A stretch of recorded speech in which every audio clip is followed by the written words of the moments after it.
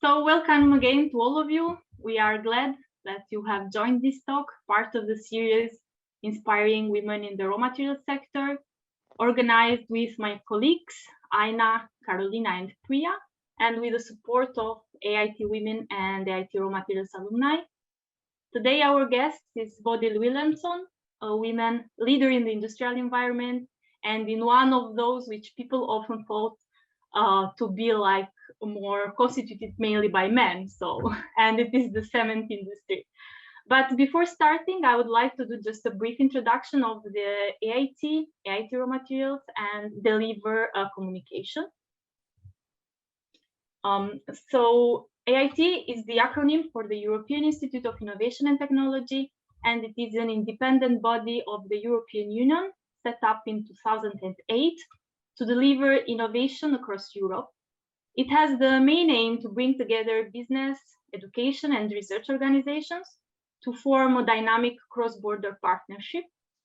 It is organized in different knowledge and innovation communities, also called KICs, and each of the KIC is dedicated to find solution to a specific global challenge. And as you can see here, there are 8 different KICs.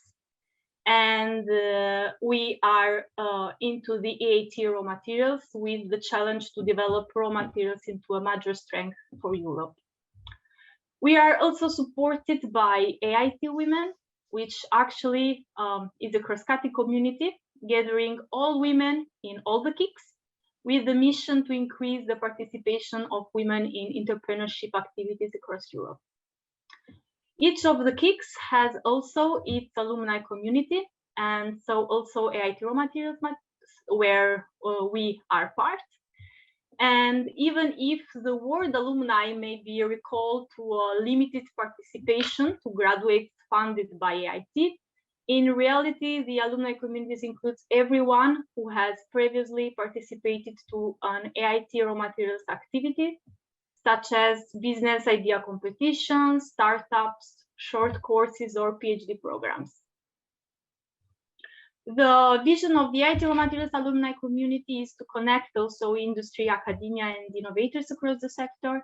And this talk is also part of these activities and part of, can give you the opportunity to be a member of the community by just going to the website, and I will put then the link in the chat box later on, and fill the form specifying the talk that you participated to. So here in the yellow area, you can just fill by the today talk. And the AIT Raw Materials alumni community has its own channel and a members only online platform where you can access several events. As for example, I took a screenshot from my profile, and you can see that there are a lot of upcoming events that members can access and participate to. And a lot more important is the fact that you can also have the opportunity to access job and career development opportunities. And this is also a screenshot of very few of the possibilities that there are in the platform. So I can just say, fill the form, and we will process the application, checking your activity participation. So do not forget to mention it. So now let's go back to the core. And as I mentioned, today our guest is Bodil Wilhelmsson, project leader and PhD at Cementa. She has more than 20 years of experience in cement manufacturing and lots of experience in R&D activities.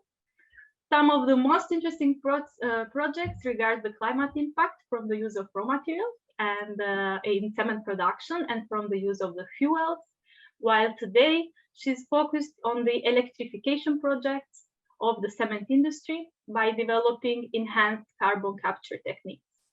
But for sure, more interesting insights will be given by her, so I will gladly leave the stage to Bodil. So welcome, Bodil. Yes, okay. Thank you very much. Thanks for the invitation. It's an honor, and difficult speech reflecting of your career or your professional time. So I will show some pictures, I thought. Share my screen here. I find it Yes. to have an interesting discussion with you about your reflections about, for example, being a woman in a male-dominated area. But we start with the hard facts, so to say. Please interrupt if you can't hear me or something. Well, to start with, to present my formal education, I've always been at school interested in maths, chemistry and physics and so on, and also interested in large industries. I find them quite impressive. So this is why I went to technical gymnasium with chemistry focus. That's what I like more than language, for example, and arts. So in 1990, I graduated from there and I went straight to the university. I've always liked being outdoors, and the environment has been an important issue for me. So finding a university education in a university in Luleå in northern part of Sweden, where Ilda is student now, or working now, I should say, I started reading and got my master's in mineral processing and extractive metallurgy. And the reason I found that very interesting was because mineral processing is looking a lot of into recycling. So that was good for my environmental interest, I think. So after graduating, got my master's, I was asked if I wanted to stay at the university for a PhD, and I did. So I started a project that was named Byproducts from Cement and Lime Industry. I, although didn't finalize that, but I had some really good experience from the university time there. And the most interesting was that I was attending the first ever female, oh, I don't remember the name, postgraduate school for female PhD students. We were something about 10 PhD female students doing this research school together. It was very giving to be in that environment. Of course, reading all the original or scientific courses too, but also a lot of team working with the other females was very interesting. And here my gender interest got more deepened. And by that time in 1997, there was a very interesting article that was published in Nature, which really appealed to me and was an eye opener. And I need to show this picture. It was an article made by two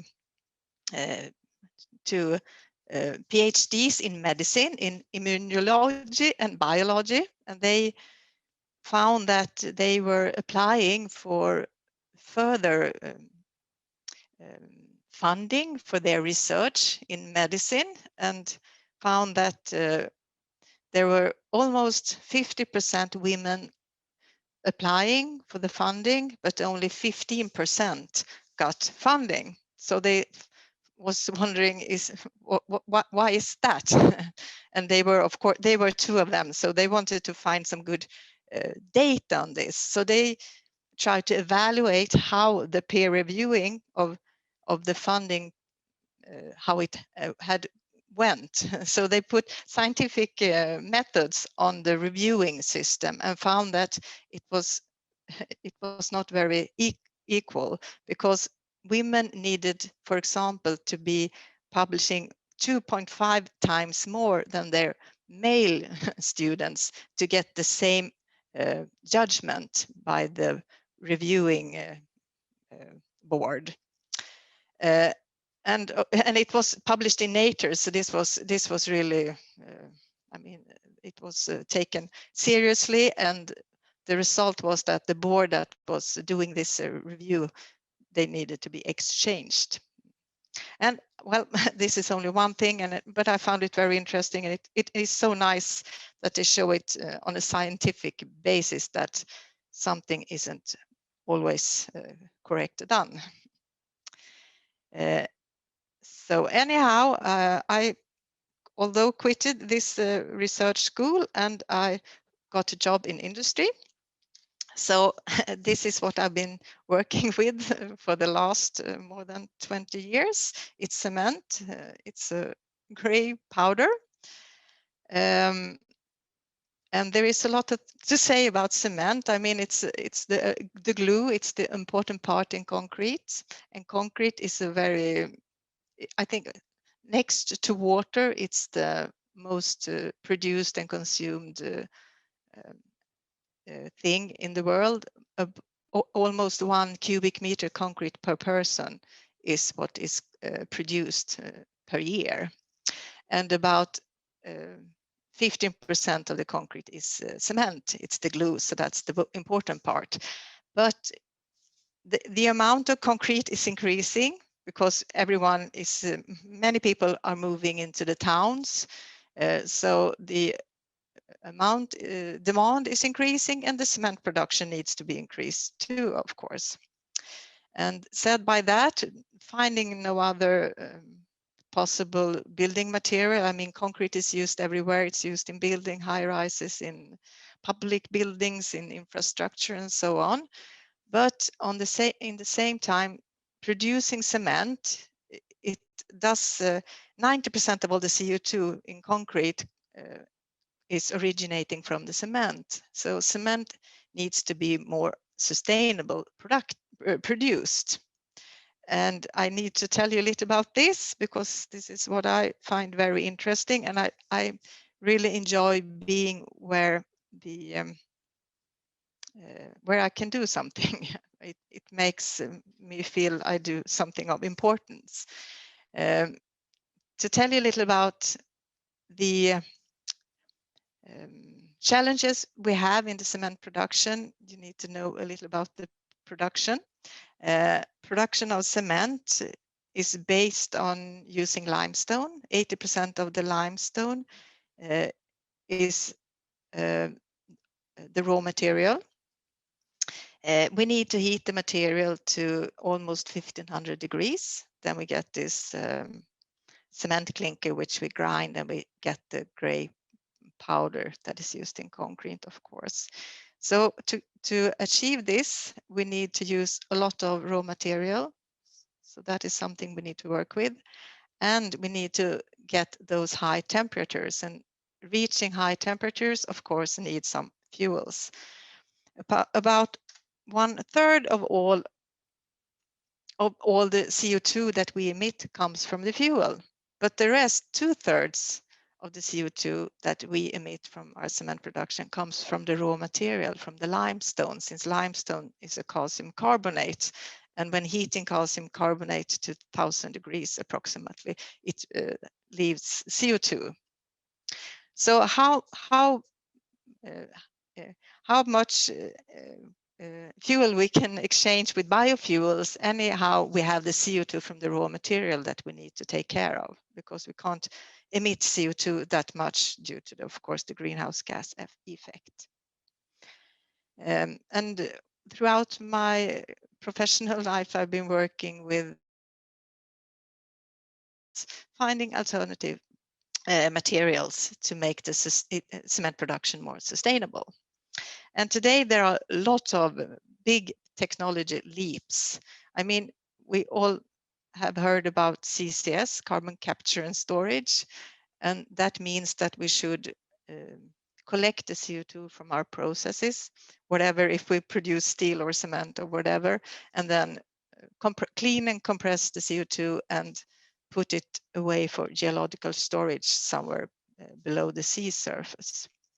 And then I need to tell you a little about our sister company in in Heidelberg Cement in Norsem, our sister company to Cementa Norsem in Norway, I should say. They have just started to build a full-scale CCS. So they will capture CO2. They will use some capturing technique that is called amine capturing. So they use chemicals to absorb the CO2 in the flue gases. Then they will clean it, compress it, and put it below the surface outside the Norwegian coast. This is the first full-scale industrial CCS in the cement industry worldwide. And we are really glad it's close by to us, because it makes us as a sister company get to know the technology, of course, and learn from them. But also it makes it possible for Cementa to export CO2, because they have a lot of storage capacity in Norway. As I said, they are using this amine to capture the CO2, and this is the most energy consuming part in the whole CCS chain. So at Cementa, and what I work with is finding another capturing techniques that are less energy intense. So then we are on a research level trying to find ways to electrify the cement production. And by that, we have two positive things. We will decrease the CO2, because the CO2 from the fuels will no longer exist, because we replace the fossil fuels with electricity, renewable electricity, of course. And then when we heat with something that doesn't need air, since combustion is excluded, the concentration of the CO2 in the flue gases will be very high. That means that if we can apply electrification to the cement production, we don't need the capturing step. And that was today the step needing most energy in the CCS chain today. So this is what I've been working with, electrification, in a program called SEM0 for approximately 3 years. And probably I will continue with this, because we have 3 projects running quite for another years. But during my time at Cementa, I got the opportunity to start a new PhD career. After quitting the first, I said, never, never, I'll do that again. But then I got to work with some interesting software programs, and trying to predict the chemistry in the cement production.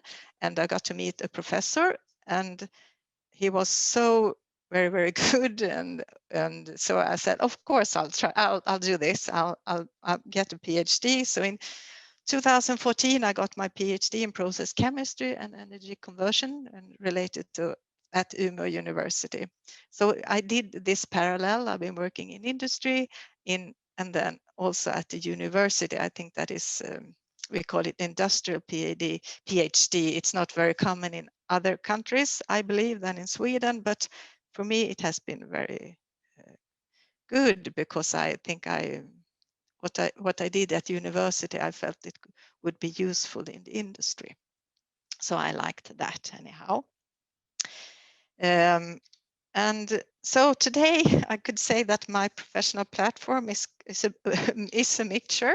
I work at Cementa at the Research and Development Department, and I am an associate at Umeå University at the Center for Sustainable Cement and Quicklime Production, meaning that we are running projects together, and I'm being a supervisor for students and holding some seminars and so on, which I think is really, it gives me good energy. As being a project leader for these projects now in SEM0, for example, I got the opportunity to work with universities more than Umeå, which is really interesting to get to do real research, but being employed in the industry, I like, is a really good combination for me. And I work with other companies. Mineral industry is small, so we work a lot with lime industry, facing the same environmental problems that we do. And also I cooperate with some research organization. And I think this is fruitful, being able to have so many cooperative colleagues. And a small time, a little bit of my time, I'm a board member in a MINFO, mineral processing research organization, and also I'm a board member of Cementa. I'm only an alternate board member. It's not a working board, but it's I'm there as a representative for employees, and I find it a good way to have a forum for discussing, for example, gender issues. We have good discussion, although it's maybe not, as I said, a working board. Not all decisions are taken there. So this is how my mixture of today, and trying to be reflective of my professional career, or so to say.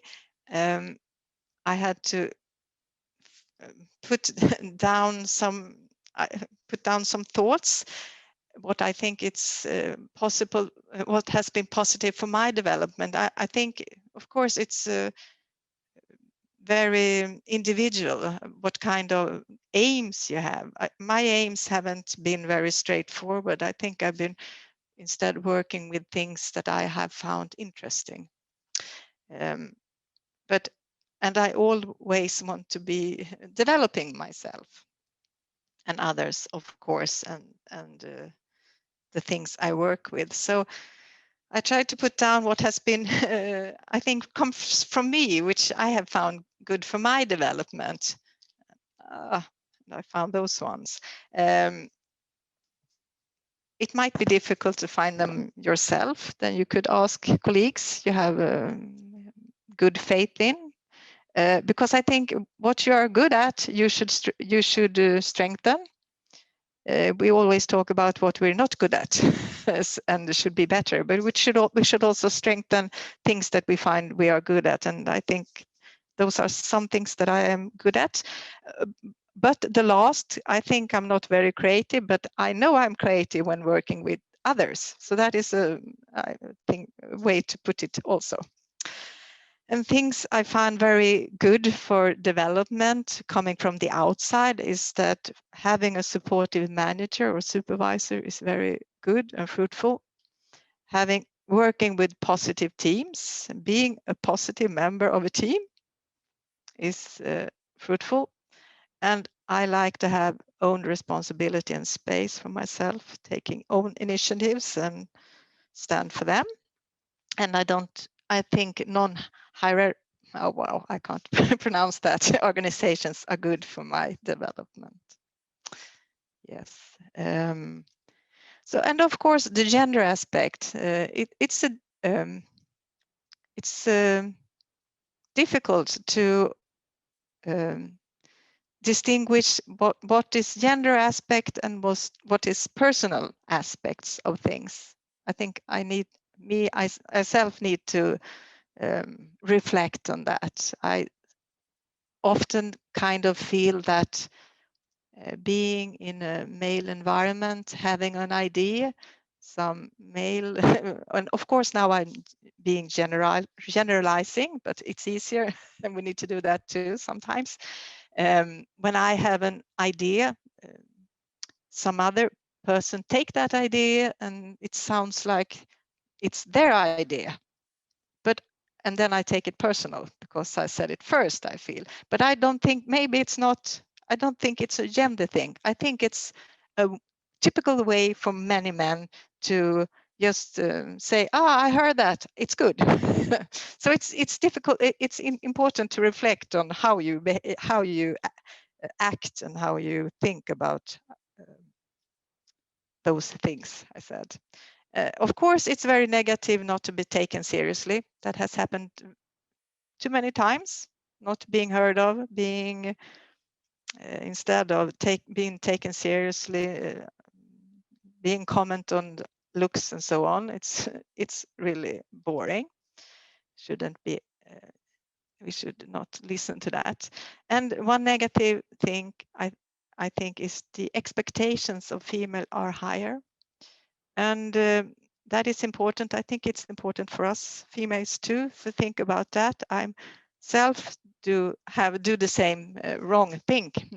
Shouldn't have higher females on anyone. We should have high expectations on everyone instead.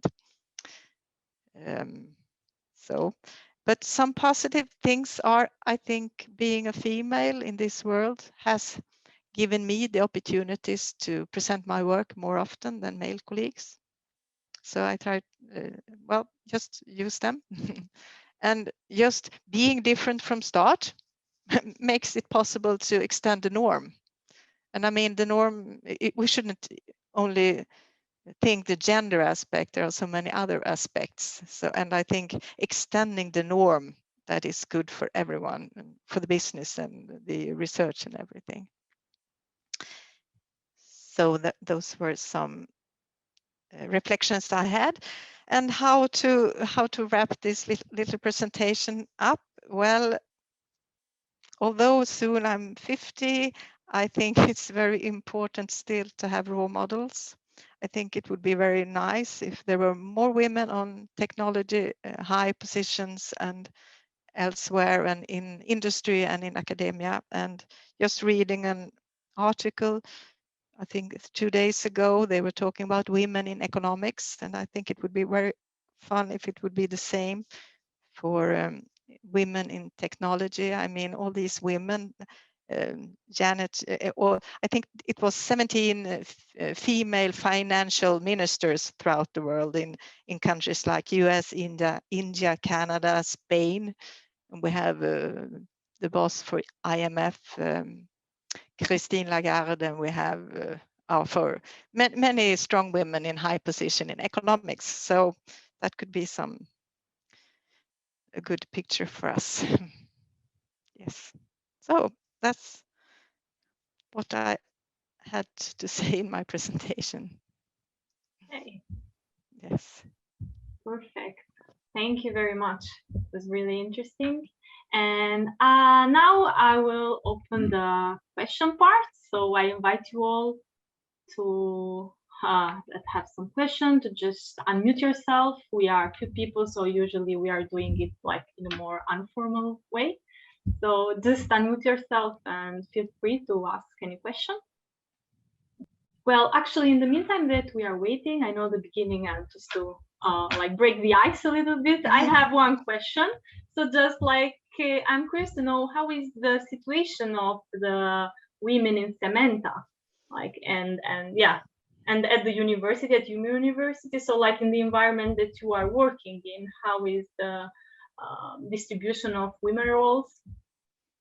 Yes, I think the numerals of women in Cementa is somewhere 15% approximately. We are in the, I mean, it's very common. I mean, in economics parts, in human resources, and of course we have a laboratory facility too. Then there are many women, but in the production it's less women. But I think some in each shift has been there, and they are working hard on to get more women. But the parts not. Yeah, sure. No women. And I mean, in university, not I don't know any professor of female that I work with. Although there are many, I mean, there are so many female students coming, and Yeah. PhD and postdocs. So that is good.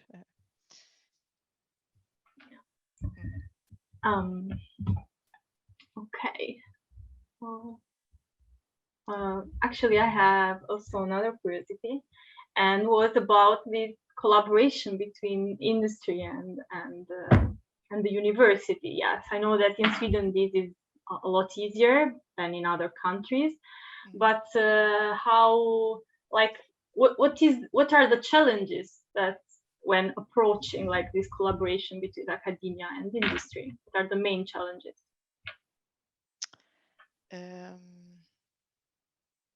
I don't. Well, I think it's quite easy for us. There are not many challenges more than we need the time to do the work. There are so many administrative things, I think, but Samantha is quite. We are a bit different. We're like a branch organization since we have quite no other cement producers in Sweden. So that's quite different. We have those importing cement, of course, but so I think we act very transparent. So working with universities, also working transparently, I think it works fine. But I think it's a different situation than in many other countries. And we have a question in the chat from Claudia. Okay. And she's asking, first of all, thank you for sharing your experience and for your presentation. And the question is about what you were talking before about the ideas that are stolen.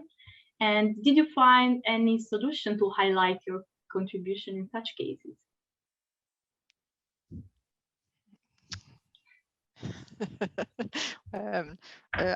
Yes, for me, myself, not to take it personal. And then I could repeat it again, continue repeating. So, well, that could be one way. For someone else, I usually become too quiet. So it's better to speak. Okay. Thank you. Thank you, Claudia, for the question. I should say, hey, Bodil. Hey, guys. But I will take this in English. Thank you for a very nice presentation, and it's really good to see you. It's a long time. I just have one question, and I'm thinking you're young compared to me, but still, I mean, have you, when you say about that, that you have higher expectations of women, do you also sometimes have the feeling that you yourself put higher expectations on yourself than your male colleagues? That is a little bit within ourselves also. Yes. I think that's the reason for me having higher expectation on women too, which we should not have, because I have high expectations on myself. And that might be, the reason for that might be that I feel different from everyone else. I think that's the reason. So if it's more allowed to be different than in many more ways than only the gender, I think it would be a better environment for everyone. Yes. Yes. And just another comment that I was thinking, I mean, I started my education in metallurgy in 1992, and then I've been, or a PhD in process metallurgy, and I've been to a lot of conferences, and it's usually about 5% women. Maybe today we're up to 7% women. So I sometimes get very frustrated that we are still having these discussions and that we have not come further. But of course it takes time, and it takes, as you're saying, this with you have to have the role models, what you should say, that you see that, well, there's not really any obstacle in working in the technology and working in this male dominating business as we are, but we have to have these people going ahead of us. So hopefully it will be a change.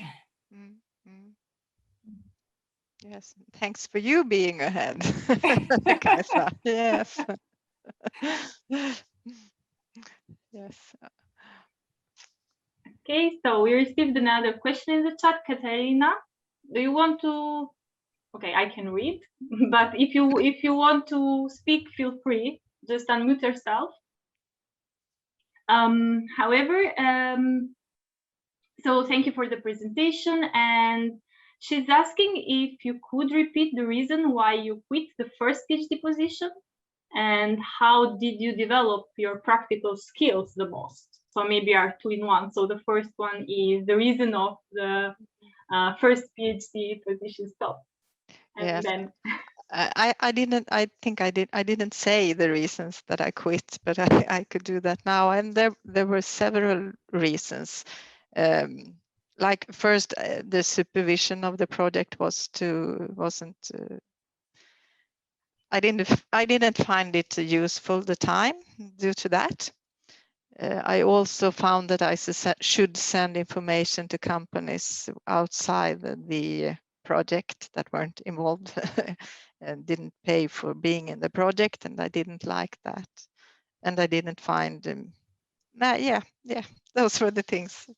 And it was hard. I mean, I always try to finalize what I start. It was very hard to realize that it was no good for me, so I needed to quit. But I worked on it, and I really tried to make it. It was an active choice made by myself. So gradually it has become that. It's an experience. Yes. Yeah, thank you, Bodil, for this explanation. yes. So yeah, I'm just starting my PhD, and yeah, so it will be about waste recycling development and industries. So yeah, so thank you. That's okay. Yes, and you also asked how I got my practical skills. Yes. Yes. I think. Well, I what think that's, kind of? or Yeah. I mean, it's like in carpeting and being doing this, being at home doing my own buildings and things like that, and with cars and so on. I think it's from my upbringing. My parents, my father has been. I didn't go to kindergarten. I went with my father being a builder, building houses. So, and I think it has been good for my self-esteem. Being in a heavy industry, I know I'm not afraid of big things and things smelling and big machines and so on, and people being there. Okay. Yeah. Great. Thank you. Yes, thanks. I might. Thank you very much for your history. It's very inspiring. Like hearing you, it inspires and it motivates me a lot. But one thing that I wanted like to say, that besides like being a woman in the industry, another thing is that when you first start your career, you are really young, and being in that environment, first you're a woman, second you are young, just graduated, and it's very hard for the, let's say, the men and the other people to take you a little bit more serious. How did you face these kind of problems? And maybe any, I don't know, suggestions that you might have? Yes. Oh, I think I didn't face them very well. I in the beginning I didn't laugh at work for many years because I thought that would not look professional. Today I do that maybe too much, but I feel more confident. Although, yes, and I think the confidence comes when you feel you are learning something more and better, and you also understand that you don't need to know everything. It's okay, and it makes very good meetings and creative surroundings, I think, showing that I understand this, but could you please tell me this? And then you understand that many other doesn't understand either. Yes. So I think that's a good thing, being different. I could ask those questions, and mostly of the time people think it's okay. Yeah, I think it's all part of the process. Yes, yes. and oh yes, everyone is going through that process, I think, and yes, everyone knows about it, so we shouldn't think too much about it either.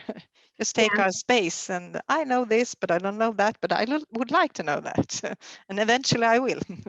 Yeah, maybe as you said before, maybe because just being a woman, we put too much pressure on ourselves in the beginning, and then we forgot that it's just part of the process. It's going to be okay. Yes, exactly.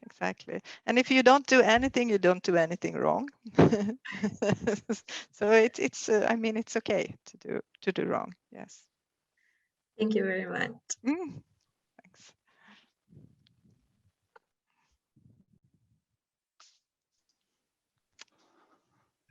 Thank you, Diana. And yes, Peter, you can unmute yourself. I see the... Maybe I can unmute myself if Yeah, you allow. of course, yes. Thank you very much. My name is Susanna. I'm from Bosnia and Herzegovina, from University of Banja Luka. Thank you very much for a beautiful presentation. Always wonderful to see women unique in the strong industry. And I'm just making the parallel when I see your expose with my female colleagues around industry in Bosnia. Bosnia is in recent years really experiencing wonderful economical development, lots of foreign investments in here. And as the colleagues from the EIT raw materials know, it is mostly in the raw material sector. Because as petite country as we are, a little heart-shaped country on the south of Europe, very small country, but with a high concentration of mineral resources. You know, we're talking like hundreds of millions of tons of kaolinite, I don't know, hundreds of millions of tons of bauxite, iron, zinc, pyrophyllite, wonderful minerals, metals, etc. Yes. So as a university teacher, I also teach at the Faculty of Chemistry. So we do organize a lot of visits to the industry for our students. It's usually one-day study visits, but it really helps them to get the idea how the industry works and to see the colleagues there, to get motivated also to get employed there. Yes. So it's really lovely to see how women actually are really strong. These industrial societies, these companies are indeed sometimes male-dominated, that's true. But you know, most often there is one girl worth at least 10 boys. If you allow me, I think we don't have boys here, so we can be a little selfish. Yes. Yeah, I see my wonderful colleagues, you know, women here in Bosnian industry doing miracles.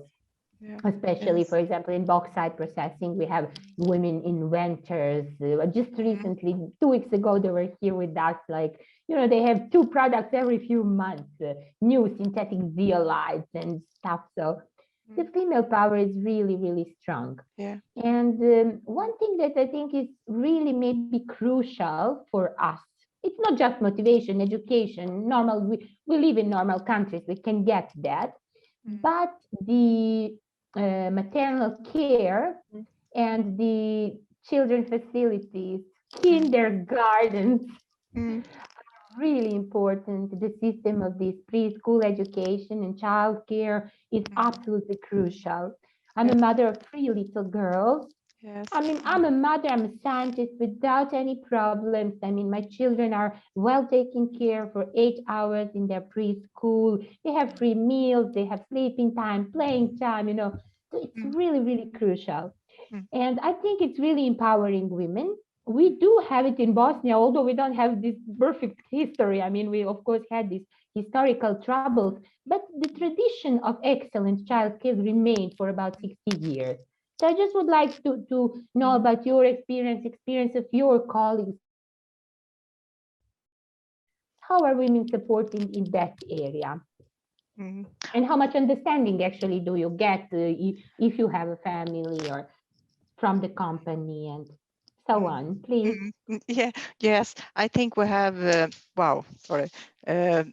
we have a lot of understanding from our companies. I think we have come very far with these questions. And the men usually wants to stay home too with their children in Sweden. So we are, I think we're very different. It's from me when I was young, my father worked, my mom stayed at home. For me, having also 3 children, my husband took I think leave all this same amount of time as I did, and we had good Oh, wonderful. childcare and payments. So it's that is something that is and I think having children learns a lot about leading things. It's not just wasted time thinking Yes, it's much professional. about organization. It's much Organization about becomes better. organization, becoming to know people, how to develop people, and what to do and what not to do. It's, I mean, I think they learned me a lot, and they still do. So Oh, yes. I'm so happy we share the similar opinion and similar conditions in our country. Thank you very much. But I think we're exceptions for having these good possibilities With many children. compared to other countries. I think so. So maybe, yes. Unfortunately, even in some larger countries, it's really difficult. I spent 5 years in Tokyo, in Japan, during my PhD. And believe me, the childcare is almost non-existent. Even if it exists, the company rules and the company working hours are really long. So my female peers, my colleagues, the girls who finish PhD or master with me, they just simply have to choose either family or the work. So very unfortunate. And also, I think in United States, it's very short maternity leave. And so this is a bizarre paradox in some of the most developed countries in the world. Yeah. They're losing a Thank lot. you so much. Yes, thank you. Yes, Thanks they don't know what they wait. Thank you. Yeah, thank you too. Thank you, Susanna. And yeah, I think there was Peter that raised his hand before, so I will welcome you to unmute yourself. Oh, thank you. I did raise my hand before. I have this one short question. Hey, Bodil. Hey, Peter. I think we lack women in all areas in the construction industry. And have you any thoughts about how to recruit more women from the beginning to all the sections? Tough one. Yes, that is really tough, because there are many. I don't know. I mean, there needs to be a lot of women already in the high school wanting to read the technical and chemistry and physical subjects. Exactly. Because if we don't have them there, I mean, they go many women in university, but maybe not in the engineering parts. So we need to start to learn our daughters to like math and physics. I think you should visit grade school then, class of the 9th generation in Sweden, to present work, not only you, but other women in your position, to tell them that this is not science fiction, you can do this. It's important that we are more women. So before you go to high school, you need to get them to choose technical directions in high school, so to speak. So I think that is important to show your work in an interesting and maybe general way for the 9th classes in Sweden. Yeah, I think so too. And I think it's important of also the men showing their daughters they can work in the construction area. We are, of course. Yes, because a mixture is best, I think. Unfortunately, I only have 2 sons, so I cannot do that myself. Okay. Yes. So that's a good mission. We should go out in schools and present our work. Yes. If I were younger, I would start some kind of nice blog or something. I think. You are young still, so. But I think Ilda or someone else should do that, showing that it's really fun. You can make a change. Yes, I don't want to like do some publicity of my other things, but yeah, I'm currently doing a blog on science blog and book science for awareness to younger people. Okay. Yeah. It's called the Side Blogger, so any of you who want to check out that would be great. So yeah, but no, yeah, okay. But that is great.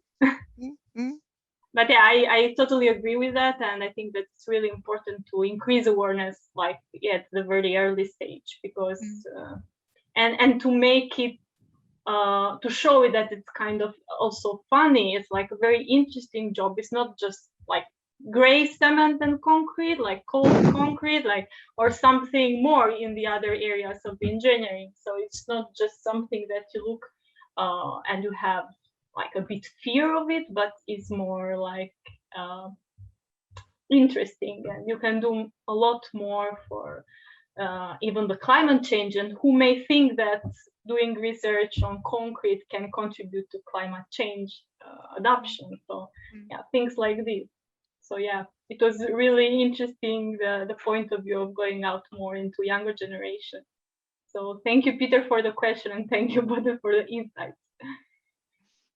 Okay, and do we have any other question? Hi, Bodil. Okay, sorry. Hello. Hi, Jakob. I think I saw you. Okay. Yeah. Is it okay, Peter, if I ask?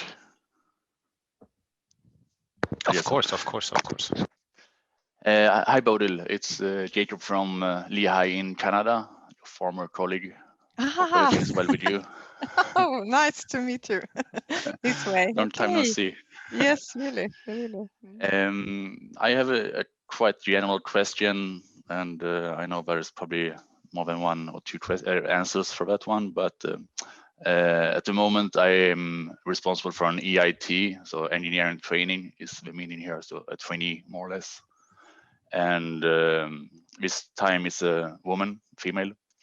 So do you have any recommendations, lesson learns, or any suggestions how we will be sure that she will have a full opportunity to succeed as a male counterpart? Put her in a good environment. Yes, with me. Yes. I mean, for me, it's always been strengthening to feel that I learn more, know more, developing myself, and to get the space to get developed. And maybe see other women. I mean, you have other women at the industry. We have, yeah. Yes. And we there is a network, but I have suggested for her as well if she wants to join it. And I would say the Canadian Samantha would be probably more or less when I started at Samantha, so 20 years ago. So maybe a generation behind in much of the gender work and the opportunity to be on parental leave and so on and so on. But things are changing here as well. It's just time, hopefully. Okay. So you mean you're 20? It's you are 20 years behind in that question, or? Yes. Oh, okay. So, but you have experience from Sweden, so you can try to. I'm using that as well. Yes. Yes. Okay. Yes. Good luck. Thanks.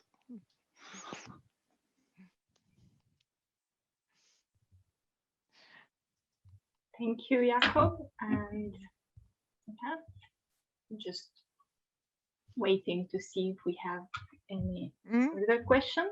We are in the proximity of the end, so.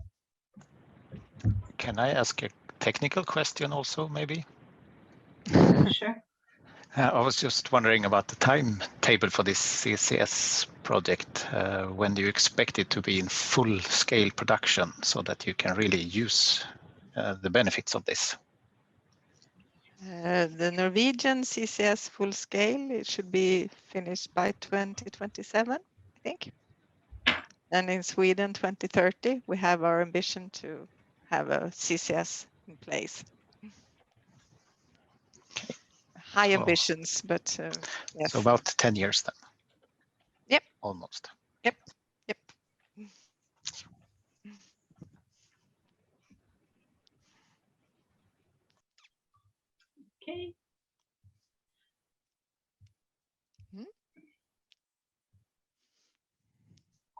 So I will just ask to you, Bodil, for some like final kind of message for us as a women in the facing maybe this the industry or other areas of our career. So like some advice, some short advice that you can give to us.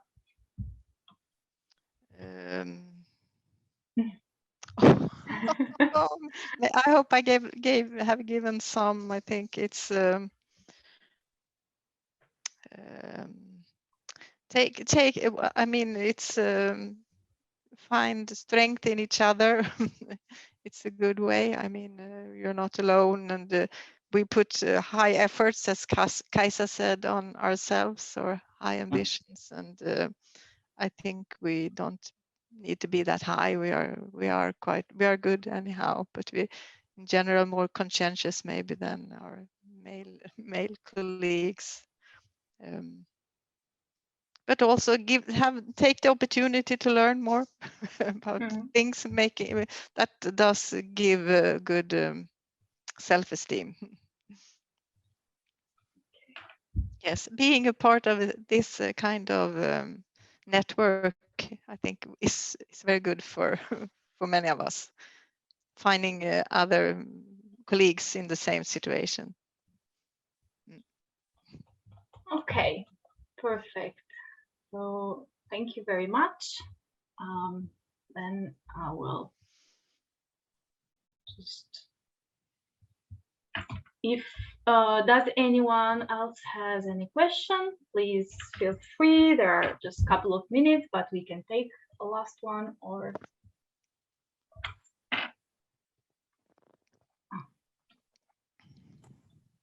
I think I just have a last comment and question to Bodil. And again, I think it's really good to see you and hear your career and so on. And I think this is something, and it's something for, I mean, I work at the university and we have difficulties in recruiting young people, and that goes for both actually boys and girls, or women and guys. And I think it's so good, and I probably will ask you, Bodil, to come and help us in our recruitment and have some talks to our students and so on. So I hope you can do that sometime. I'll gladly come, of course. Yes. It's important. I think we are a few numbers, so we should try to present ourselves, not showing that this is an interesting industry to be in. And for now, as so much is happening, there is technology leaps taking everywhere. So and towards sustainable solutions. So it should attract many students of both sexes, of course. Yes. It's an exciting world we are living in. Yes, I totally agree. Yes. Yep. Okay, so I will conclude, and I will thank you very much, Bodil, for being here. It was a pleasure, and it was very inspiring, this talk. Thank you once again for accepting my invitation. I'm really glad that you make some time for us. Yes, thank you for inviting me, of course. It was interesting for me too. Yes. And I will thank you also my other colleagues with which we are organizing this series of talks. So Aina, Priya, and Carolina. And thanks to AIT Raw Materials alumni and the AIT Women. And we welcome all of you on our next talk. So for today, that's all. Thank you very much and have a nice evening.